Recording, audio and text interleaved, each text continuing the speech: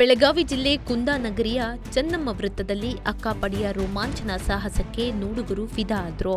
ಇದು ಮಕ್ಕಳು ಮತ್ತು ಮಹಿಳೆಯರ ರಕ್ಷಣೆಗಾಗಿ ರಾಜ್ಯ ಸರ್ಕಾರ ತಂದಿರುವಂತಹ ಮಹತ್ವಾಕಾಂಕ್ಷಿ ಯೋಜನೆ. ಗೃಹ ಇಲಾಖೆ ಹಾಗೂ ಮಹಿಳಾ ಮತ್ತು ಮಕ್ಕಳ ಅಭಿವೃದ್ಧಿ ಇಲಾಖೆಯಿಂದ ನೂತನ ಅನುಷ್ಠಾನಕ್ಕೆ ತಂದಿರುವ ಅಕ್ಕಾಪಡಿಯನ್ನು ಮಂಗಳವಾರ ಉದ್ಘಾಟಿಸಲಾಯಿತು. ಮಹಿಳಾ ಮತ್ತು ಮಕ್ಕಳ ಅಭಿವೃದ್ಧಿ ಖಾತೆ ಸಚಿವೆ ಲಕ್ಷ್ಮೀ ಹೆಬ್ಬಾಳ್ಕರ್ ಅಕ್ಕಾಪಡೆ ಉದ್ಘಾಟಿಸಿ ಶುಭ ಕೋರಿದ್ರು. ಜಿಲ್ಲೆಯಲ್ಲಿ 5 ಅಕ್ಕಾಪಡೆ ಕಾರ್ಯನಿರ್ವಹಿಸಲಿದ್ದು 24 ಗಂಟೆಗಳ ಕಾಲ ಅಕ್ಕಾಪಡೆ ಸೇವೆ ನೀಡಲಿದೆ. ಮಕ್ಕಳು ಮತ್ತು ಮಹಿಳೆಯರ ರಕ್ಷಣೆಗಾಗಿ ಅಕ್ಕಾಪಡೆ ಕರ್ತವ್ಯ ನಿರ್ವಹಿಸಲಿದೆ. ಮಹಿಳಾ ಮತ್ತು ಮಕ್ಕಳ ಇಲಾಖೆಯ ನಿರ್ಭಯ ಅನುದಾನದಲ್ಲಿ ಈ ಯೋಜನೆ ಆರಂಭವಾಗಿದ್ದು, ಹೆಣ್ಣು ಮಕ್ಕಳ ಜೊತೆಗೆ ಗಂಡು ಮಕ್ಕಳೂ ಸಹ ಅಕ್ಕಾಪಡೆಯಿಂದ ರಕ್ಷಣೆ ಪಡೆಯಬಹುದಾಗಿದೆ. ಚಾಲನೆ ನೀಡಲು ಬಂದಿದ್ದ ಸಚಿವೆ ಲಕ್ಷ್ಮೀ ಹೆಬ್ಬಾಳ್ಕರ್ ಅವರಿಗೆ Belagavi SP Ramarajan, police commissioner Bhushan Borase ಸಾಥ್ ನೀಡಿದ್ರು. ಅಕ್ಕಾಪಡೆಯ ಮಹಿಳಾ ಪೊಲೀಸ್ ಸಿಬ್ಬಂದಿಗಳಿಂದ ಮಾರ್ಷಲ್ ಆರ್ಟ್ಸ್ ಪ್ರದರ್ಶನ ನೋಡುಗರನ್ನು ರೋಮಾಂಚನಗೊಳಿಸಿತು.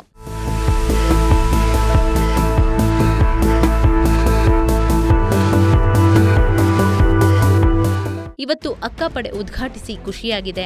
ಈ ಪಡೆಯಿಂದ ಮಹಿಳೆಯರು ಮಾತ್ರವಲ್ಲದೆ ಗಂಡು ಮಕ್ಕಳಿಗೂ ಸಹ ಉಪಯೋಗವಾಗಲಿದೆ. ಸ್ವತಃ ಸಿಎಂ ಅವರೇ ಅಕ್ಕಾಪಡೆ ರಾಜ್ಯಾದ್ಯಂತ ವಿಸ್ತರಿಸಿದ್ದಾರೆ. ಈ ಬಜೆಟ್ನಲ್ಲಿ ಹೆಚ್ಚಿನ ಅನುದಾನ ಅಕ್ಕಾಪಡೆಗೆ ಸಿಗಲಿದೆ. ಬೆಳಗಾವಿಯಲ್ಲಿ 5 ಪಡೆ ಕಾರ್ಯನಿರ್ವಹಿಸಲಿದ್ದು, ಅಕ್ಕಾಪಡೆ ಜನರಿಗೆ ಉತ್ತಮ ಸೇವೆ ನೀಡಲಿದೆ ಅಂತ ಶುಭ ಹಾರೈಸಿದ್ರು.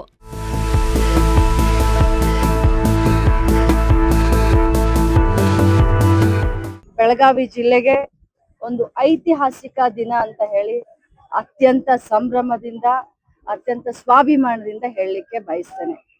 ಕರ್ನಾಟಕ ರಾಜ್ಯಾದ್ಯಂತ ಸುಮಾರು 31 ಜಿಲ್ಲೆ ಮತ್ತು 5 ಕಮಿಷನರೇಟ್ ಸ್ಥಳಗಳಲ್ಲಿ ಅಕ್ಕಾಪಡೆಯನ್ನ ವಿದ್ಯುಕ್ತವಾಗಿ ಚಾಲನೆಯನ್ನ ಕೊಟ್ಟಿದ್ದೇವೆ. ಇವತ್ತು ಬೆಳಗಾವಿ ಜಿಲ್ಲೆಯಲ್ಲಿ ಮತ್ತು ಬೆಳಗಾವಿ ಕಮಿಷನರೇಟ್ ಎರಡಕ್ಕೂ ಕೂಡ ನಾವು ಇವತ್ತು ವಿದ್ಯುಕ್ತವಾಗಿ ಚಾಲನೆಯನ್ನ ಕೊಟ್ಟಿದ್ದೇವೆ.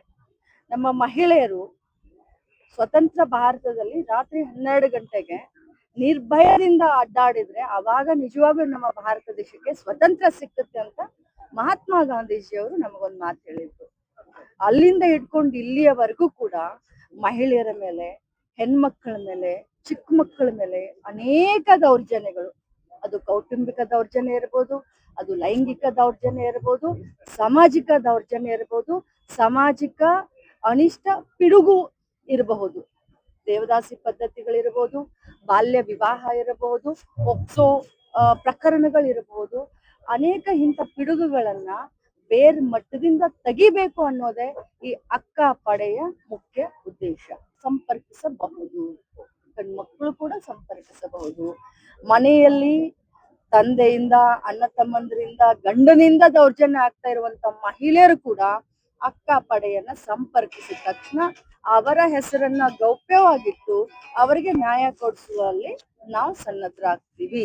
ಈ ಬಹಳಷ್ಟು ಒಳ್ಳೆ ರೆಸ್ಪಾನ್ಸ್ ಇದೆ ಅಂತಾನೆ ಇಂಟೆಲಿಜೆನ್ಸ್ನವರು ಮಾನ್ಯ ಮುಖ್ಯಮಂತ್ರಿಗಳಿಗೆ ಹೇಳೋದ್ರಿಂದ ಬಹುಶಃ ಈ ಬಜೆಟ್ ನಲ್ಲಿ ಪ್ರತಿಯೊಂದು ತಾಲೂಕು ಕೂಡ ಅಕ್ಕಾಪಡೆ ಮುಟ್ತಾಳೆ ಅನ್ನುವಂತ ಭರವಸೆ ನಮಗೆ. ಈಗ ನಿಮ್ ಸರ್ಕಾರ ಬಂದಾಗಿಂದ